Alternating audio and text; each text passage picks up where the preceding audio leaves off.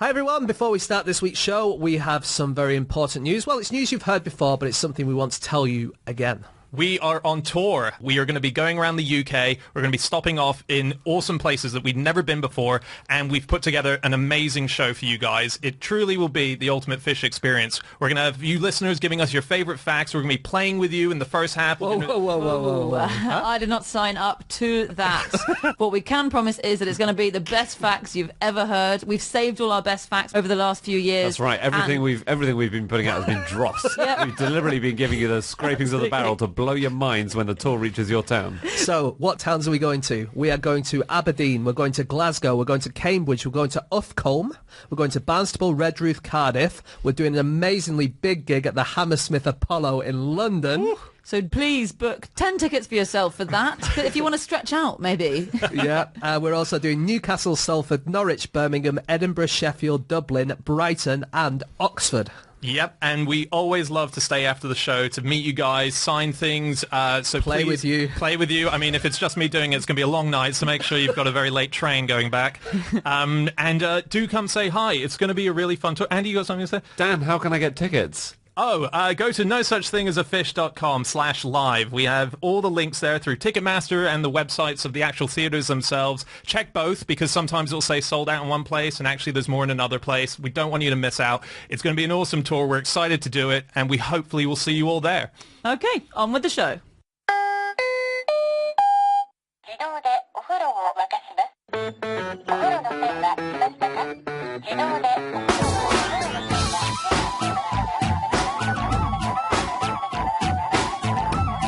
Hello and welcome to another episode of No Such Thing as a Fish, a weekly podcast coming to you from the QI offices in Covent Garden. My name is Dan Schreiber. I am sitting here with Andrew Hunter-Murray, James Harkin, and Anna Chazinski, and once again we have gathered round the microphones with our 4 favorite facts from the last 7 days, and in no particular order, here we go. Starting with you, Chazinski. My fact this week is that in Amsterdam, the roads are paved with used toilet paper. Well, as catchy as gold. Yeah, Dick Whittington is very different there.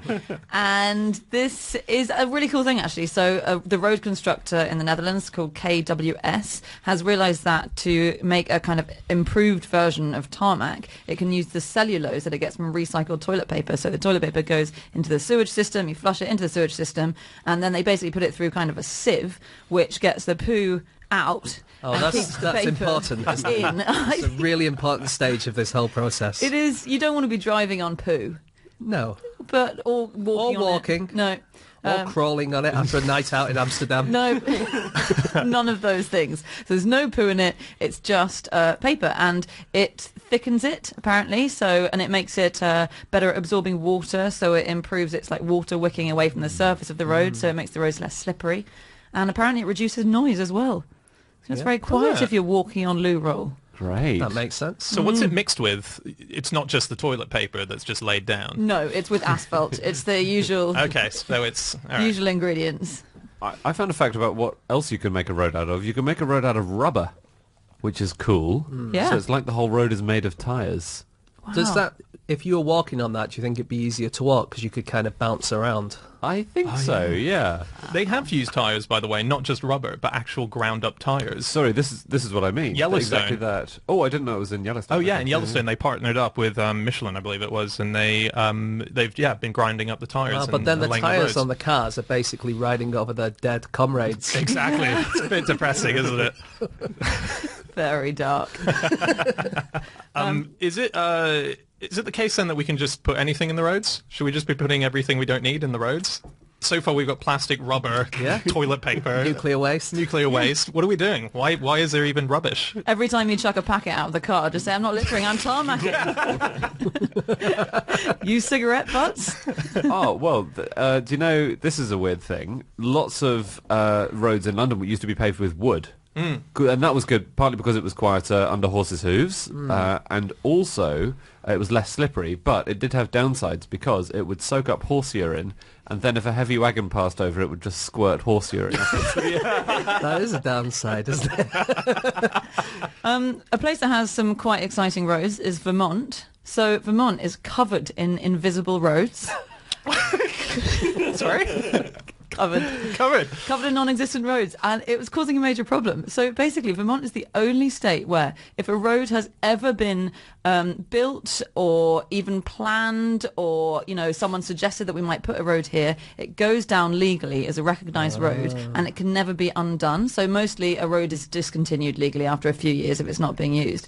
So if you look at sort of old maps of Vermont, it's just the whole thing is just roads, and that means because roads are public highways, that means that you can have your house. It's probably on an ancient byway of some sort, and people could just wander through your house any time of day because they can say, look at this old map from 1790. No. This used to be a road.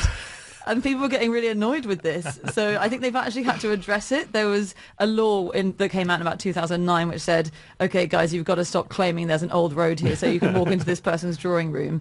And places were told to claim their roads or lose them by 2015, I think. It's only that one guy who goes, excuse me, there used to be a road here. He's got a million maps in bags. I've got it here somewhere. Do you know how white lines on roads came about, according to the internet? So I would say it's to make sure that people stay on their side of the road. It was that, yes. Oh, right. But they were well done. 10 points. They were invented in 1911 in Michigan by a guy called Edward Hines. And this is just the kind of thing that with research is so annoying because the Michigan Department of Transportation and all these books say Edward Hines, at the time, he was chairman of the County Board of Roads, and he came up with the idea of putting white lines in the middle to stop cars just driving in the middle of the road. He came up with the idea after watching a leaky milk truck make its way down the road. Now, you read that, and you're like, that's obviously not true, is it? He just thought... Because the question is always, why not? Why did he choose white? Well, because obviously you just choose white on black, Because if it was like a leaky chocolate milkshake truck, we would have brown lines. There's no evidence for it. I always wonder who comes up with these things first. Who decides? Did he not I thought he had claimed that he saw spilt milk, and Well, there's certainly no evidence online of him crying over spilt milk. Let's make a line out of it. But you say white, being the obvious, but so at the time when they officially recognised that, yes, we want to put this on all the roads in America, and white was picked, Oregon said we want to do it in yellow, and they thought that that was a much better colour. Someone saw someone pissing on a road.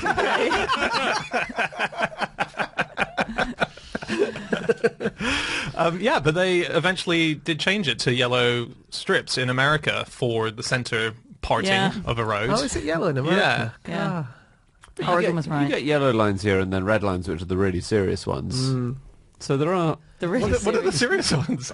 I don't drive, so I don't. Red lines on a road mean really don't park here. Yeah, it yellows means- mean you're probably fine. Right, okay. It's a road, which means like you're not. It's roads going in and out of big cities where you really do not want anyone ever parking there. Technically, on a yellow lines, you can park there for like 10 minutes if you're loading or unloading. Is that so? Yeah. Someone That's good. swatted up for their theory test, didn't they? 15 years ago. I can see you failing it. Well, technically, though. Technically, I am allowed to drive through this man's front room. Oh, man. Who wants to take the QIL on his next driving exam? Jesus.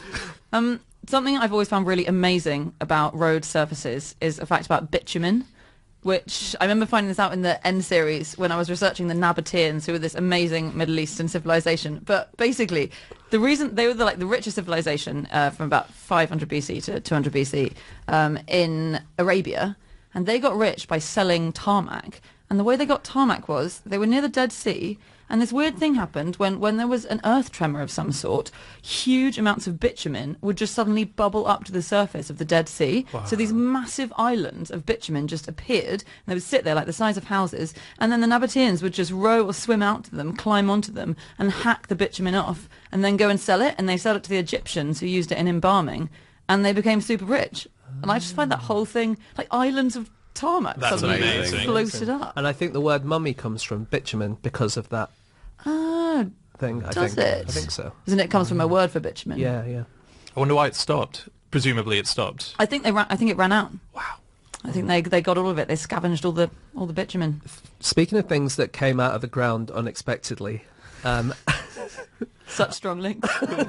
a man in the Dutch city of Amsterdam has recently been injured after a pop-up public toilet that was sunk into the ground emerged unexpectedly. The man was hit by a moped which was thrown up in the air. Wow. So there's like a toilet that just comes out at night for revelers and stuff like that, and they keep it underground normally, but just for some reason it just popped up, and there was a moped on top of it, and it flew in the air and it hit this guy. Wow. So cool. How fast do they pop up? This one implies they spring out of the ground like a jack-in-the-box. Amazing. That's terrifying. I've got a fact about toilet paper, actually, while we're on toilets. Oh, yeah. This is another thing you can make toilet paper out of. You can make it out of milk. What? Yeah. There's a company, I think it's a German and an Italian company. They teamed up. One made fabrics and one was a design company or something. Anyway, they made this thing which is called Carezza di Latte, which is milk caress. And it uses a protein which they extract from soured milk. So it's all waste milk. It's if the cow has been ill and you can't sell the milk to customers. That's not how you get sour milk. You get sour milk by having normal milk and it going off. It's not like, oh, this milk is off. It must have been a sick cow. Sorry, they take the normal milk from sick cows and then it sours. All right, okay. Sorry, they're separate things. But it's waste milk, so the farmers can sell it for a very small amount, not for the drinking milk price. But then you can turn it into toilet paper, which I guess you can also eat. So you can, if you're hungry on the loo, you can just eat a bit of this milk But toilet it's from paper. a sick cow. I don't want to eat milk loo roll from a sick cow. But wait, is milk bad if it's from a sick cow? Yeah, that was another thing I was thinking. Like, I'd never thought of that. Yeah. It depends how sick, I guess. It depends depends what bacteria. If it has are in the milk. mastitis, for instance, Yes, so the then that milk might be is- bad. Yeah. Yeah, but if it's communicable to humans, then it's a problem, isn't it? It's weird, Amsterdam. So that toilet, I've never seen the one James you were talking about earlier that comes through the ground. Well, that's the problem. You don't see it. You don't see till it the last minute. Yeah, and they're good. They're good for women. They make them so the ones in London that you see are purely urinals for men, but these ones can be used by women. And they seem to have innovations for toilets that are sort of groundbreaking. There's an amazing one. Do you guys remember Literally. Yeah, in that case, yeah. The remember the little fly that got used on a urinal for men? Yeah. So the idea is that a urinal would have a little drawing of a fly in the center of it, and that would encourage men to try and aim to hit the fly. I saw that, but unfortunately there was also a fly in the room flying around. So I kind of chased him around with a jet of urine. It was not pretty at all. Not welcome back to that restaurant. But yeah, so that was debuted in the 90s in Amsterdam's airport. Yeah, in Schiphol, wasn't it? Yeah, in Schiphol, yeah. And that's now used globally to help reduce spillage that happens in a lot of bathrooms. That's good. Yeah. The Netherlands making waves in toilets, basically. I think we've learned from this. Another bit of Netherlands toilet technology. Oh, yeah. Rotterdam has a revolving toilet. Wow, that sounds extremely disconcerting. Can Why you would think you of want what that? that might be? Is it a Public toilet, yeah. It's not in a revolving restaurant. No. Okay. Is it because they couldn't afford a door, so it's a way of turning your back on people while you wee, so they can't see you? Really good idea. They'd still be able to see the back of your head. Oh, does it have a big sail on top, and whichever wind direction is prevailing, the toilet faces that way? For what reason? So that the wee doesn't blow back in your face. Exactly that reason. No, not that. It's because it's got two toilets in it, and so you use one of them, and then you walk out, and there's a detection that can tell there's no person in it, and then it flips round the two toilets, and it can clean the other one, while the other toilet, so the previously clean one, is now in that place. Do you know what I mean? Yes, yeah. Does that make sense? So is there, while I'm inside one toilet, is someone else going to be cleaning that other toilet, and I have to wait for them to finish that? I think it's kind of robotic cleaning. Right, okay. So yeah, so you're there and you use the toilet and then you leave and then it flips round, so there's now a clean toilet there and the old one is being cleaned by a robot or something. That's great. It's not a human. Imagine it turning around and you just hearing a voice go, "Oh, Jesus Christ. Oh, man."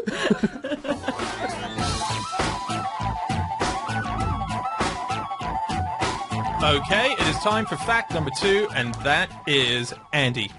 One frequent result of winning the lottery is going bankrupt. This also applies to people who just live near people who have won the lottery. Very good. So it's so unfair. What it means, neighbours of lottery winners tend to go bankrupt, basically. It's doubly unfair, isn't it? Yeah. Really? Why? Well, because you've not won the lottery and you've gone bankrupt. Yeah, it is. It is doubly unfair. Yeah. It's weird. So why? Yeah. Well, there's a study that's been done by researchers at the University of Alberta in Canada and Georgetown, and they studied a Canadian province which had 7,000 lottery winners And what they found was, in areas where people have won the lottery, the bankruptcy rate goes up by 6%. And this might be because people keep it a secret, the fact that they've won the lottery. So people borrow more around them because they want to keep up with the Joneses, as it were. They think, oh, wow, they've got a yacht. So they think, we better get a yacht. And they start borrowing more money, and then they take more Why do we need financial- that? We live in the middle of Canada. But they take more risks, and they borrow more, and then they're likely to go bust. I suppose it doesn't even have to be a secret, right? Even if you know they've won the lottery, if you see them buying something nice, then you want to keep up. Yeah, Totally. exactly.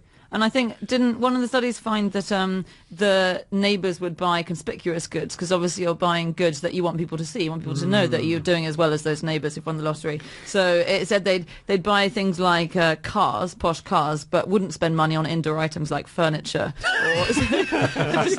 Just go and sit in the car if you need to sit somewhere. Just empty barren homes, but 7 Ferraris outside. Wow. So I guess it's statement making as opposed to, Yeah, Yeah. exactly. It is. It's classic keeping up with the Joneses. Yeah. Yeah. And it's nearly a third of lottery winners declare bankruptcy, according to some estimates, isn't it? Wow. It's amazing that. I think in America, winning the lottery sometimes doesn't mean winning the big prize. It can mean winning a smaller amount. They just still would call that winning the lottery, whereas I think in Britain, if you say, I won the lottery, you have to win over £1 million, I would say, right? Yeah. Yeah. So there are lots of studies. There's one which I found debunked, saying that 70% of lottery winners go bankrupt, which I think there's not Yeah, much evidence doesn't for, sound right. because that's just too many. But I found others saying that lottery winners are likelier to declare bankruptcy within the first 5 years after winning the prize than the average American. right. Because in the first 2 years, you're probably fine, because you probably haven't spent all the money within 2 years. Yeah. Yeah. I was reading about Britain's first ever lottery. So this was over 450 years ago. This was in 16th century, and it was the prize was not just money. You'd got other items as well. So runners up would have a prize. So you would get gold jugs or linen. And the lottery took 3 years to do, so you took 3 years We're until going to it have to arrived. buy ourselves a gold jug, because next door have just got a really nice gold jug. But check this out. If you just bought the ticket alone and you didn't win anything, what that ticket did give you was a prize as well, which was you avoided any kind of arrest. You had a pardon from being. You had a pardon as long as it wasn't murder and something that really was, you'd stolen someone's entire contents of their house, including their gold jugs. You would have a pass on being arrested. You take a chance and you get a get out of jail free card.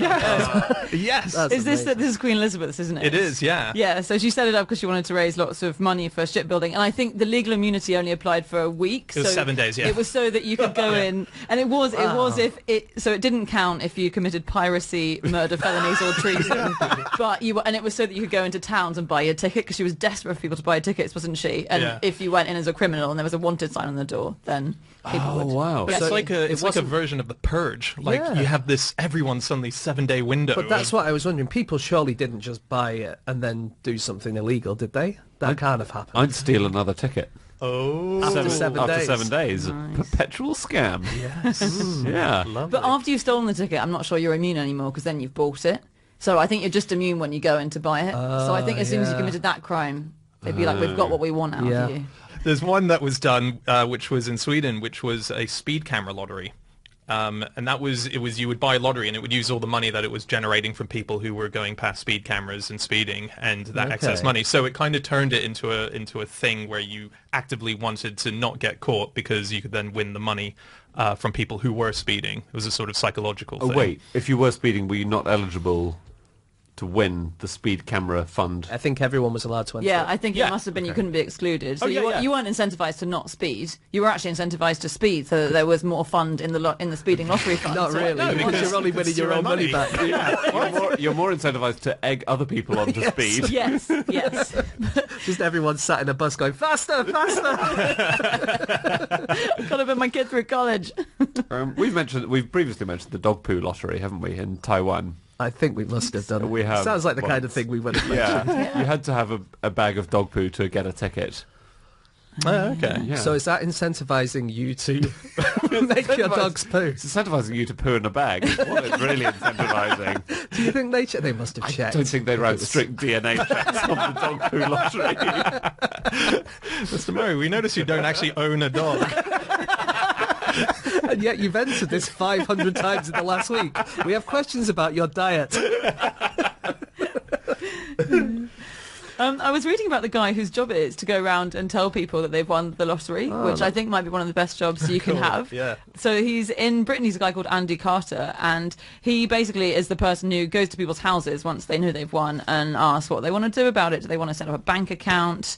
Oh, hopefully they already have one. Do they want to put their money in it? Do they want to keep it under the mattress? That kind of He thing. doesn't sound very professional. Every week he's like, you already have a bank account? Wow. Gotta get myself one of those. Yeah, he gives them various bits of advice and stuff. And so he's called Andy Carter, and he says that he often has to go in disguise, so he'll often have to go as like an estate agent because If I saw Andy Carter rocking up the road now, I'd be like, oh, that's him. no one knows what he looks like. Yeah, why- but that would be why great news disguise? if you saw Andy Carter walking up to you. But if you see him walking up to your neighbour, the point is that 85% of people yes. keep their identity secret because Yes. we're all such greedy Yeah, but bastards. no one knows what Andy Carter looks like. No, but they He say has a big name badge, which I doubt he does. he usually dresses as one of those big lottery balls.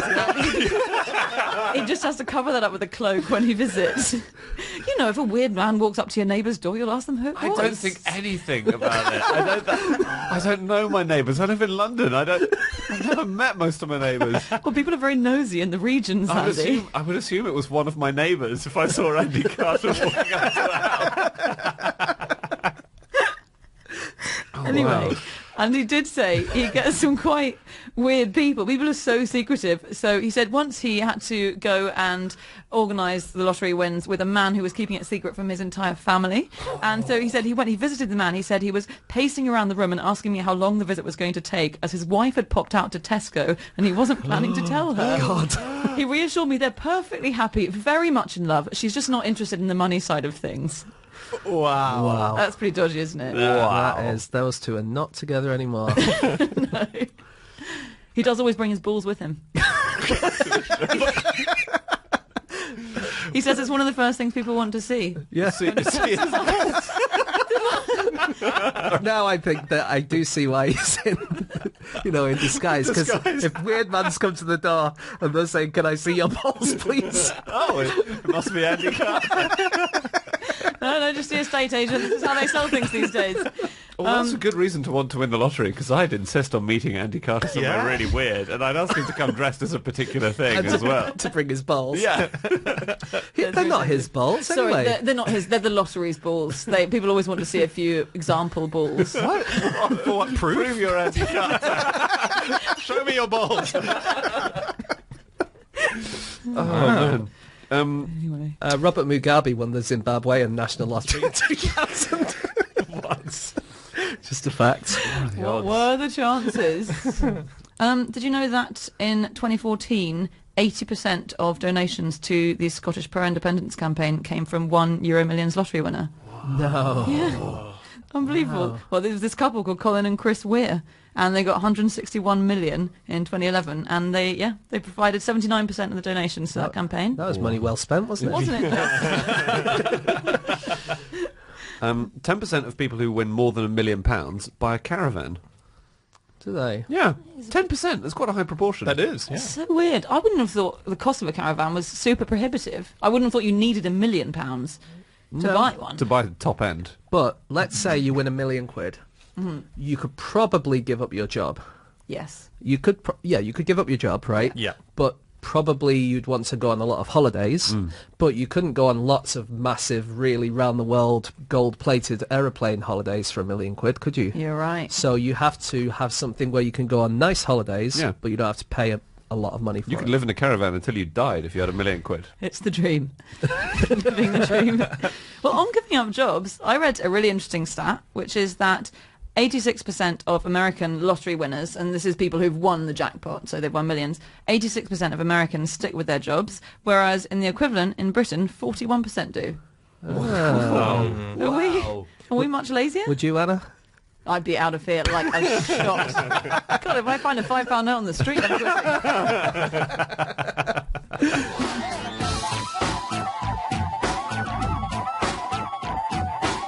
Okay, it is time for fact number 3, and that is my fact.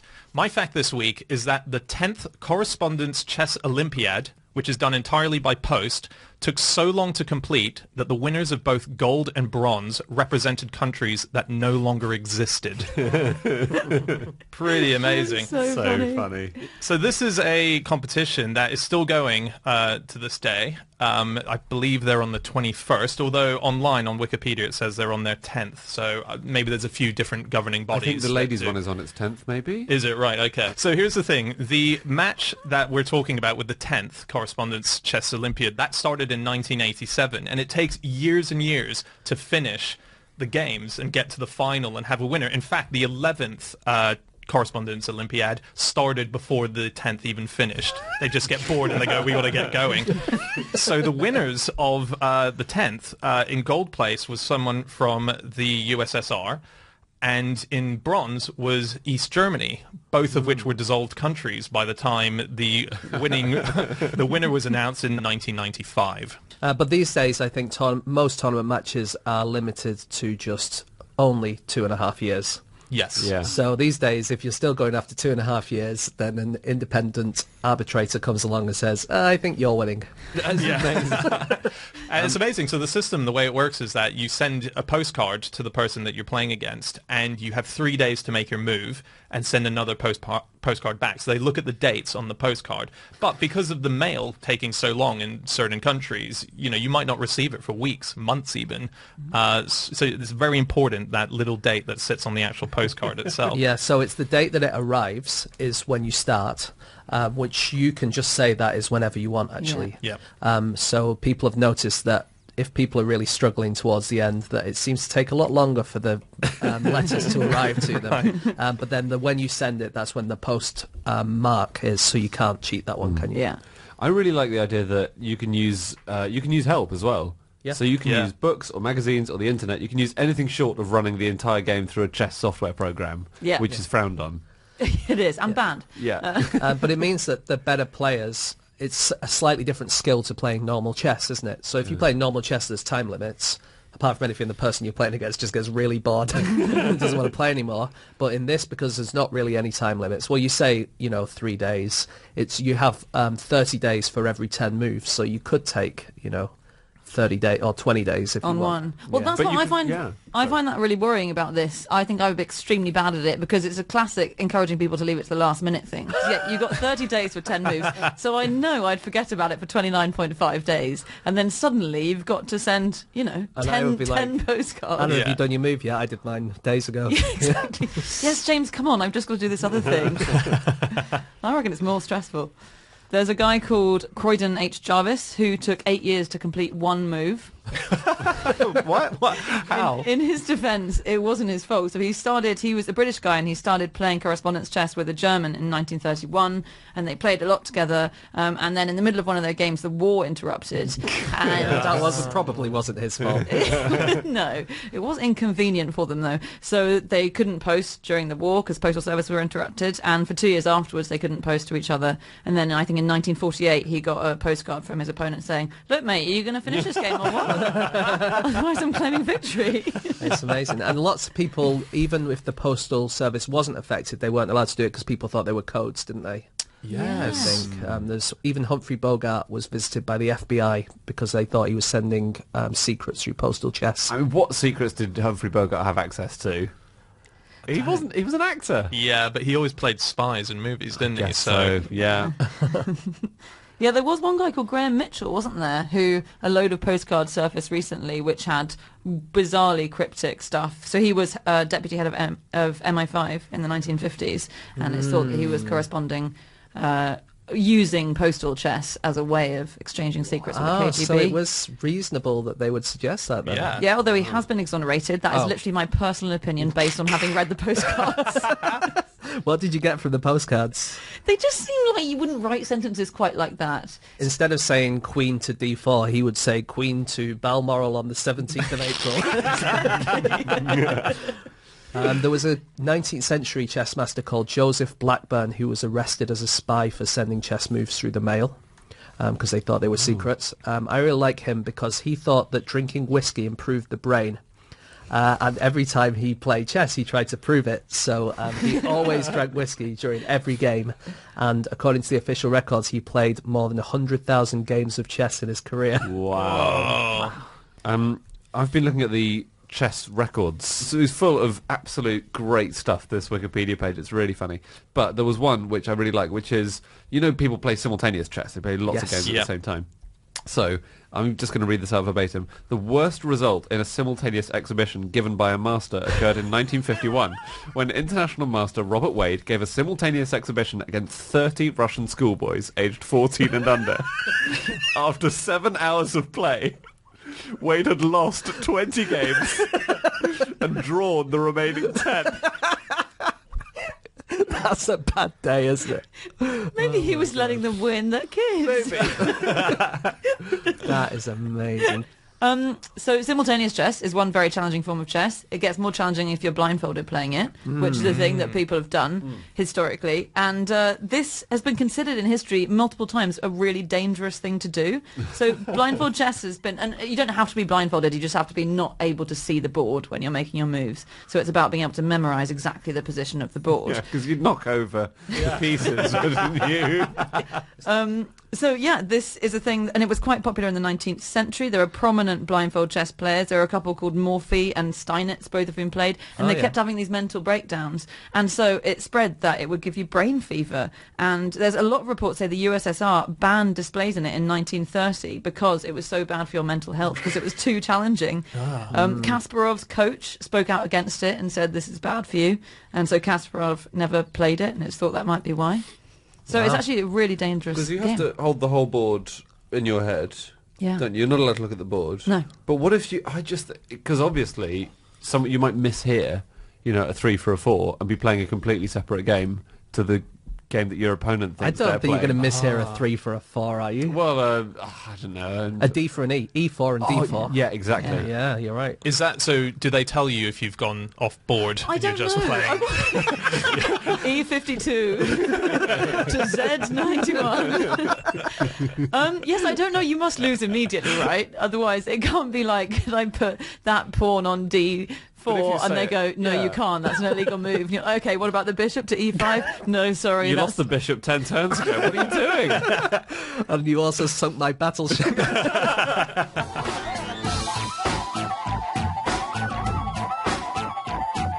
Okay, it is time for our final fact of the show, and that is James. Okay, my fact this week is that when they're about to be born, baby sharks sometimes pop their heads out of their mother's cervix before taking a look around, deciding against it, and retreating back into the womb.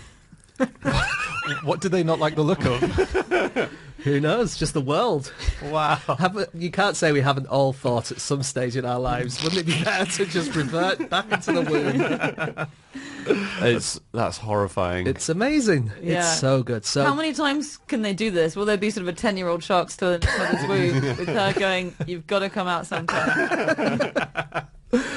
Well, we don't really know because people don't really know much about sharks, especially before they're born. But this is quite a recent study by Kiyomi Marukama and Takatoru Tomita, who developed an underwater ultrasound machine and have been able to look at what's happening inside the body of a tawny nursed shark as she has some embryos. And they found this out. There's a few other things. They found out that the sharks have 2 uteruses, and the sharks like to swim between the uteri and eat unfertilized eggs. Yeah. Their unfertilized brothers and sisters. That's a thing that happens. That's so cool. They're practicing doing their length before they come out of the womb. It's super cool. And it sounds quite arduous because there's quite a thin tube, isn't there, connecting them, a U-bend connecting the 2 uteri, and they squirm their way through it. Swimming between 2 different bits of the womb just to eat your Yeah. Eat some eggs. would-be siblings. And they kind of, there's always more than one shark. I think they give birth usually to 3 or 4. And so sometimes all of the sharks will be in one of the uteruses eating all of the eggs, and then they'll all migrate to the other uterus and then eat all the eggs there. And do they eat each other, or is that a different species It's of a shark? different species. Right. These guys might do as well for all I know, but that's sand sharks, is Yeah, it? sand right. tiger sharks. Sand tiger sharks, yeah. Yeah. I guess that's the thing, though. Like, you might be looking out the cervix, just thinking, "Is this another room inside Mum?"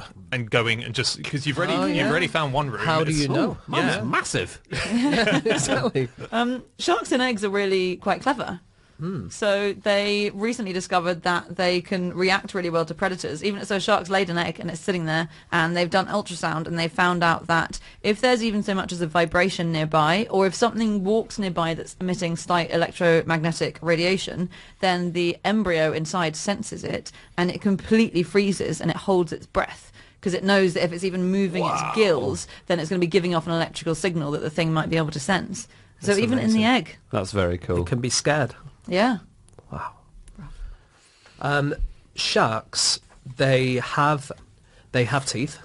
And they have different teeth all the time. So we've got baby teeth and adult teeth, but they shed their teeth throughout their whole life. But this actually starts before they're even born.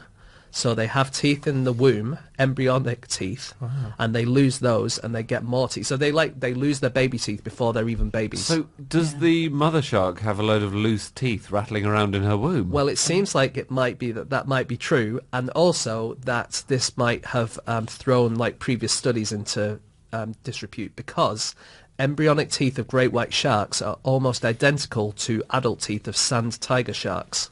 So a lot of things that they thought were sand tiger sharks might turn out to be embryos of great white sharks. It's such So a they're having to check through them all now. Wow. It's such a niche crisis in the aquatic studies world. But yeah, sharks can have up to 50,000 teeth in their life. Some of them shed teeth once a week, which just must mean they are loaded tooth fairy wells. Yeah. Although I don't know where she'd leave it. The money On the seabed. on the seabed. Oh, lovely. Very nice. It's weird. So we do know so little about birthing of shark. For example, a great white shark. We've never seen one be born Have we ever. not? Yeah, it's amazing. We've somehow just not managed to see that.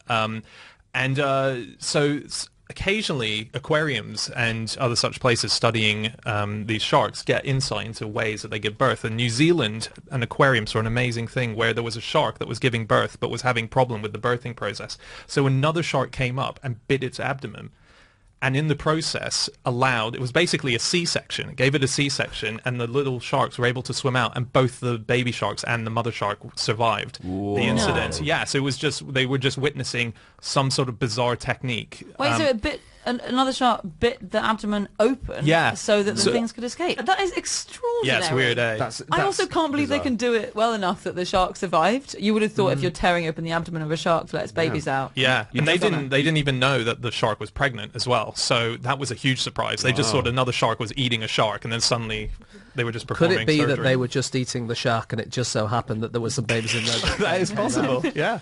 So sharks can have virgin births even if they are not virgins. No, they can't.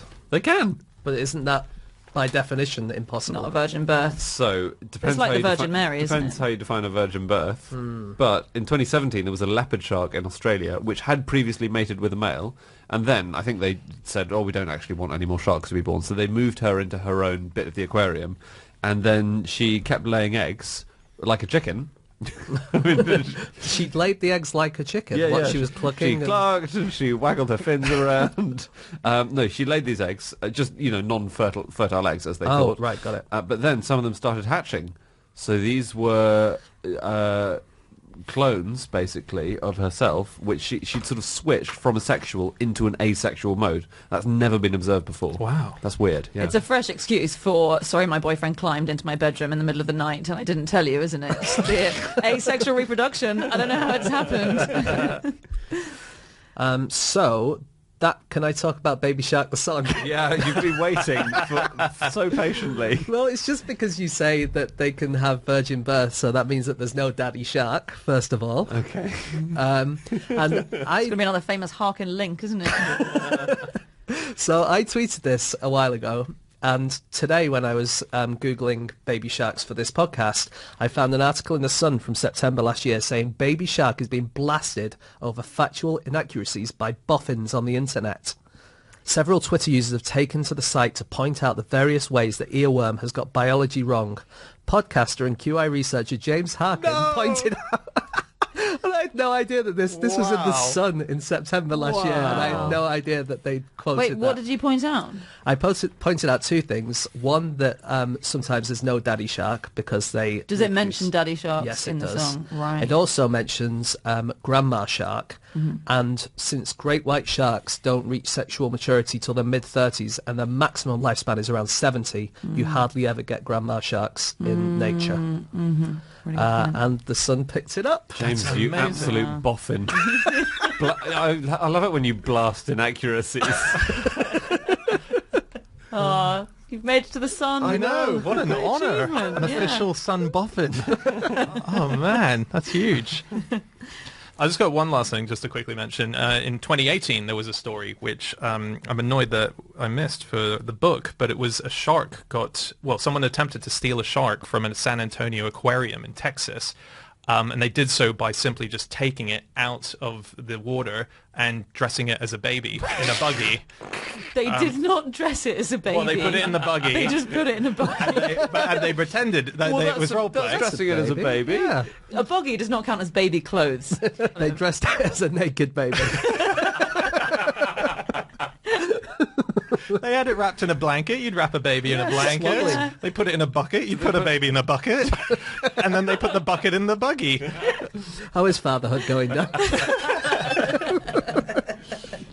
Anyway, they were challenged on the way out, so I don't think that's a baby in your... Yeah, buggy looks fine, bucket looks fine. Hang on a second.